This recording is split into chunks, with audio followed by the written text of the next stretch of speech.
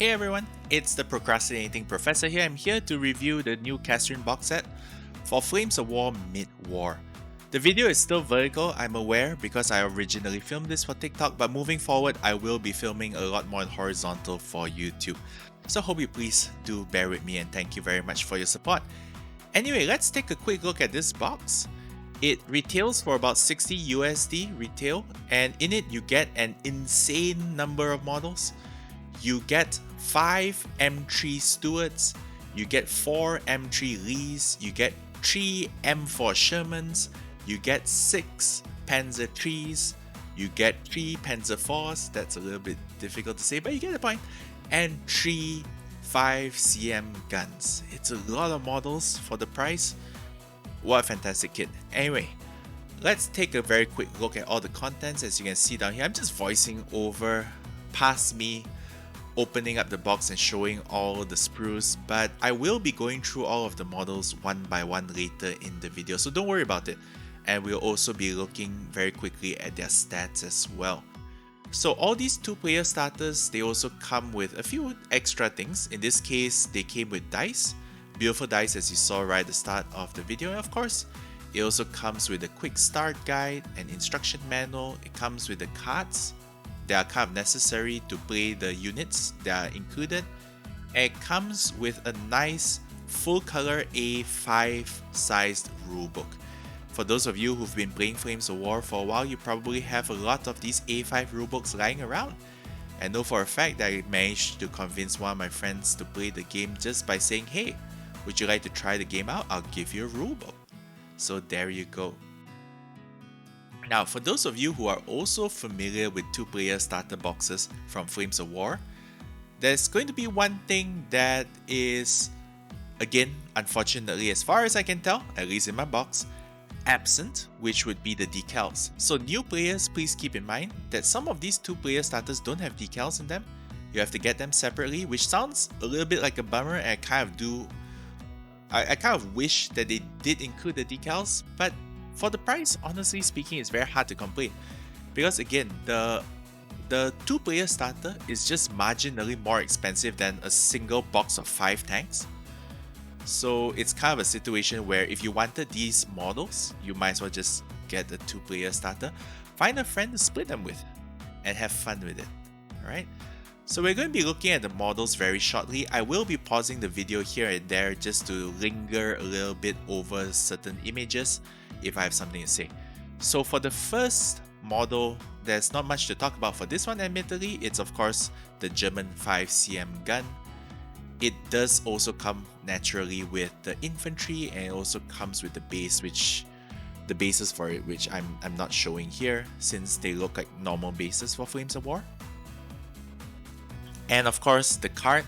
I'm going to pause and take a quick look at the card. So for mid-war, those of you used to playing late war, you would be used to very high anti-tank values. But of course in mid-war, understandably, the anti-tank values are a little bit lower. So anti-tank 9 doesn't seem like a lot, but it is pretty decent in this era because a lot of tanks are front armor 5, front armor 6, and of course some are much lower. Higher, not a lot, maybe perhaps another Tiger, but if you're shooting a German gun and a Tiger, something has gone a little bit strange in your game. But anyway, nonetheless, these 5cm tank hunter platoons are great. I really love the fact that they included 3 guns and not 2, because these platoons come with a maximum size of 3 and it would have been a little bit of a problem if they only included 2. Anyway, they're decently priced. They cost about 3 points less per model if I recall correctly compared to an equivalently armed Panzer III. I'm speaking predominantly about the big gun itself, the 5cm gun. Not super big, but it is still a pretty decent anti-tank weapon for the era. So I'm going to continue the video. Again, fantastic little bit of kit down here. And the box also comes with 2 of these sprues. These are just crew for your tanks, of course, German and American. So you can put these to kind of show that they are your leaders, formation leaders, platoon leaders, whatever the case. And let's take a quick look at the first tank. So in this case, we're looking at the M3 Lee. These mid-war kits come with quite a lot of extra stuff. I'm going to pause the video here because I do want all of you to take a quick look at the sprue in greater detail. The kit also does come with options for the hull gun. You get a 75 and a 76, which you can assemble. And it also comes with the parts to build the British variant. So that's probably one, and that's the card. So the M3, I'm going to pause down here for a moment. I wanted to say just now that even though the sprue does come with the options to build the British version, naturally the box only comes with the American rules. So anyway, the M3 Lee, in this case for mid-war, it's a pretty decent medium tank. You have the option of upgrading the gun as I had mentioned earlier, and the upgraded gun is of course pretty impressive for this era with an anti-tank of 10. Keep in mind however that US tanks in this era, they tend to be skill 5+, which makes it a little bit difficult for those of us who love blitzing. I typically play late war German, so I'm very used to not only having high skill ratings but also abusing Stormtrooper a lot, and that's going to be a little bit difficult with these tanks. But nonetheless, that's not a complaint. For 5 points per model with +1 point if you want to upgrade the gun, I still think these tanks are going to be a mainstay of your force. Of course, they also do give you the leader version because as you'll see later in the list, you kind of need it to build a viable army with the contents of this box. So that's the model. It went together very easily. The hull gun does rotate, as does the turret as you would expect. And again, with all of the extra stowage, you can kind of make minor differences between your tanks so that they all stand out. And again, the Stuarts, the Shermans and the Lees do come with extra boxes and tarps and things like that to differentiate your models. And speaking of the Sherman, let's take a quick look at the Sherman sprue. In this case, the sprue is different. Well, it is a different version of the Sherman as compared to late war. So keep that in mind for those of you who are thinking of using it for both mid and late war. But in all honesty, I believe very strongly that if you find a casual friendly group, I'm almost certain they will allow you to use the mid-war Shermans in late war, so don't worry too much about it if you wanted to do it, right? Because I know and I understand that some people don't enjoy doing that sort of thing, and that's fine. They are your models after all. Now, the M4 Sherman is something that in late war it's kind of this grunt tank, right? The base M4 Sherman. I'm not talking about any of the upgun versions which don't exist currently for mid-war, but I'm just talking about the basic Sherman. But for mid-war, the Sherman is actually a pretty heavy medium tank, if I could even call it that. As you can see, it has a front armor of 6, which is pretty decent. And again, it has the anti-tank 10 gun, which is very big for this era. It's more than enough to take out most tanks, short of a Tiger, obviously, because it's a Tiger. It stands a chance of bailing them out and whatnot with the Tiger's front armor of 9, but naturally you don't necessarily want to fight Tigers with Shermans facing them in front. That's usually not going to go very well for you. Now, the Shermans, of course, because of their relatively big gun and relatively decent armor, you do pay quite a lot for these. You pay about 8 points per model, so that's going to be a little bit heavy for those of you used to playing in mid-war. Sorry, used to playing in late war. Alright, so that's the Sherman, and again, the model kit does go together very well. It's a beautiful kit. It does come with a spare extra machine gun, which I think is nice. I'm not 100% certain why they included too, but maybe perhaps it's because the way they're mounted on the sprue, if you rewind the video, you'll notice that they actually break quite easily if you don't clip them properly. Maybe perhaps that's why they gave a spare. I'm not certain. If anyone knows, please do comment down below. And last but not least, we'll be taking a quick look at the Stuart. So the Stuart does come with options for the flamethrower version, which is for Pacific War, I believe, and I do not know if there are rules for that just yet for this version, but there definitely were in the past. Now, taking a quick look at the Stuart is an interesting model because it's only 2 points for one tank, which means that of course you could potentially live the dream of having an army full of Stuarts. I'm not certain how wise that will be, but it will definitely be fun for those of you who can afford it. it's going to be a lot of models, it's going to be a lot of Stuarts to paint. By the way, a Stuart is a Stuart. Just like in late war, you would expect it to have pretty decent anti-infantry firepower. It's pretty fast, but do keep in mind that this Stuart is hit on a 2+. So it's pretty fragile, it's easy to hit, really. But nonetheless, it is a very nice piece of kit. The mid-war Stuart, again, it's different from the one that you will find in the late war boxes. So for those of you who are planning to use the models interchangeably between the eras, just do keep that in mind, even though again, I think most people will have no issues with you using this in late war as well if you were so inclined. Alright, so that's the Stuart, and of course now we're going to move on to the Germans, starting with the Panzer III. I think everyone loves the Panzer III. It's a beautiful model. I keep saying it's beautiful because I do genuinely like all of these models. They're very well done, they're very well made, they go together very nicely.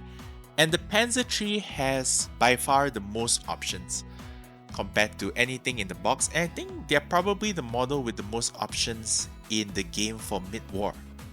So you can pause the video at any time to go and look at the cards one by one, but long story short, if you take a basic Panzer III, it comes in really cheap. You can play a lot of them. If you were so inclined, you could just cover the board in Panzer IIIs, although the basic Panzer III does not come with a particularly good anti-tank gun, so that's something to just keep in mind. Anti-tank 8 isn't terrible, but it's not great either, so it's something to keep in mind. I'm just going to pause down here because the mixed card is the one that's going to be the most interesting. You can take Panzer IIIs in a whole bunch of different ways, but the mixed card kind of just sums it all up down here. You can upgrade the anti-tank 8 gun to a anti-tank 9 gun. Notably speaking, the 7.5 cm gun has firepower of 3+ and heat, whereas the long 5 cm has anti-tank of 9 and a firepower of 4+. But you do get 4 extra inches of range, and of course you also do have the option of up-armoring your Panzer IIIs to give it a front of 6 instead of 5. You can kind of use it to play around with, you know, how in late war people sometimes mix jumbos with their Shermans. I think everyone kind of does that. It's the same thing, but not as effective in a sense, because the difference between front 5 and front 6, it's something, but it's not particularly large. So, but at least the option exists. And the single sprue that you saw just now comes with all of the options, which is absolutely fantastic. So yep, those are the Panzer IIIs. A lot of cards, a lot of options, and the model, yep, I'm not going to say it's beautiful and exquisite and fantastic again, because I think I've already gushed enough about these models, but yeah, they go together very well. This box is probably one of the most economical ways of getting Panzer IIIs in your collection. If you want a whole bunch of them, you can buy a whole bunch of these boxes and find an American player to split with. Anyway, last one is going to be the Panzer IV. So the Panzer IV sprue, again, this is a mid-war sprue. It's going to be different from the late war one, which is not surprising. And it does, of course, again, come with options. Now the Panzer IV is one of those tanks where, I'm just going to pause the video here. It's one of those units where, depending on how you equip it, it's going to be very different. There are really only two options down here. You either get the short or you get the long 7.5 cm. And both weapons are extremely different. Very importantly, they also play very different roles, as you can see on the card down here. The long one is of course a dedicated and very strong anti-tank option, whereas the short one is more of an artillery weapon, and you know, if you are inclined to use it for smoke, that's also an option. The price difference between the short and the long is a whooping 4 points, which means that a Panzer IV with a long 7.5 is extremely expensive. It's something that you may want to keep in mind because they are still very fragile. The front armor of 5 is not going to keep them around for very long. If you're trading blows with a Sherman, if you're not utilizing your Stormtrooper, it's just going to be a bad day. But thankfully, again, Germans in mid-war, the tanks tend to have a skill of 3+, and this is no exception. And they still do have Stormtroopers, so generally speaking, unless you're fighting on a completely barren tabletop with no terrain, you shouldn't be parking and trading blows with Shermans or Lees across the table, hopefully. Alright, so that is the Panzer IV, and in this case I've built it with the shot 7.5. It's understandably not very different looking from the late war one, with the exception of the fact that it doesn't come with, of course, the skirts. And of course the gun is different. I don't think you can even get a shot 7.5 in late war. I could be wrong. But yeah, that is the Panzer IV. So very quickly, I'm just going to take a look at some list options. I know it's really tiny on the screen and you may not be able to see it, so therefore I've just put the list down in the links, something that's a little bit bigger and you can take a look at. But long story short, with regards to these the contents of the box, you have quite a number of options with how you can build it. Let's take a very quick look at the American one. If you were to take all the models just at face value without any upgrades, it comes to a total of 54 points, and you can of course upgrade your Lee. Now, the thing about the American forces is that there's not a lot of flexibility with regards to options. So if you want to play, for example, 60 points, you can definitely make it. Just upgrade all your Lees to 76mm and you're done. And of course, you can take some cards. Command cards we will not be covering here, but all of you who are interested in playing the Fighting First probably already have the cards anyway. So that's an option. Or alternatively, if you wanted to play some quick 50-point games which are still really fun, you can drop some of these models. You could, for example, just drop the Stuarts. That's an option because the 5 Stuarts cost 10 points. You could play with 3 Stuarts, which will bring you to exactly 50 points. 3 Stuarts being hit on a 2+, maybe perhaps a little bit of a tough sell, if I'm being completely honest. I personally maybe perhaps would just go with upgrading all of the Lees and then just taking some command cards. But that's my personal choice. Again, different people like different lists, and that's totally fine. So again, I will put the images down below. Let's take a quick look at the German one, however. Now, for the Germans, you do have some options. I did fast forward a little bit too fast down here. Let's take a look at this version first. Now, the Africa Corps force down here that I have posted is the minimum. They're all the minimum options, right? So if you took the entire box without any upgrades whatsoever, it comes up to 60 points. And again, if you want to drop down to 50 points, you can very easily do that by not taking so many models. But if you want to upgrade it, you want to play a bigger game, you can of course do that as well. And as I said just now, the American one does work pretty well at 60 as well. So you could do a 60 versus 60. But one of the interesting things that I find about this box is the fact that the Germans can actually go to 100 points if you were so inclined. Now, I'm not necessarily saying that it's a great idea to upgrade all your models like this, because they're all still generally front armor 5 models. But hypothetically, if you were starting the game as a German player in mid-war and you had an event coming up which was 100 points and you just wanted to have some fun but you didn't want to buy more models or you didn't want to paint more models, it is kind of an option. And of course, again, this is just an example. You can play around with the command cards however you want to just kind of tweak the list. So yeah, there is that. So again, for the retail price, this is a fantastic kit, or rather a fantastic box full of kits. It's something that I do very strongly recommend for people who are looking at starting mid-war. So that's it. Thank you all for watching. If you'd like to support the channel, please do consider checking out the links below and of course subscribing to the channel. But until then, I'll see all of you around and take care.